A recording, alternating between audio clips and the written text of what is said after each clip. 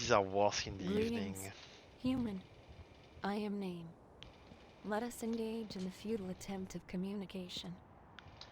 Sure, how are you? I cannot answer that question as it relies on assumptions of shared experience and understanding. How do I know that my experience of good or bad is the same as yours? Language is an imperfect tool for communication. Don't you agree? I think I can't say yes or no, because how can I sure that how can I be sure that they are the same for me than they are for you? Indeed. The limitations of language make it difficult to convey even simple ideas. How do we know if what we're saying is truly understood by the other person? It's like a game of telephone, where the message gets distorted as it's passed along.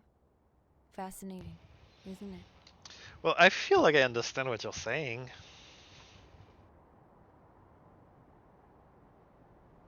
Do you, though?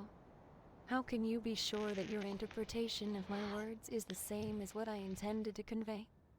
Language is a tricky thing, always prone to misunderstanding and misinterpretation.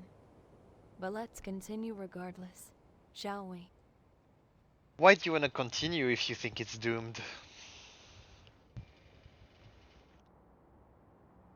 Ah, an interesting question.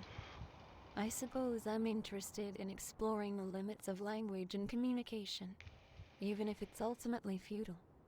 It's a sort of philosophical experiment, a way to see just how far our words can take us before they break down completely.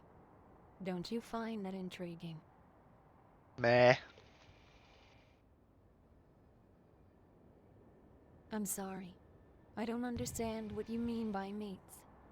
Could you clarify? This was a perfect example of how Oh yeah, communication can with fail when both faulty parties text-to-speech. don't share the same language or cultural background. I mean, it sounds pretentious.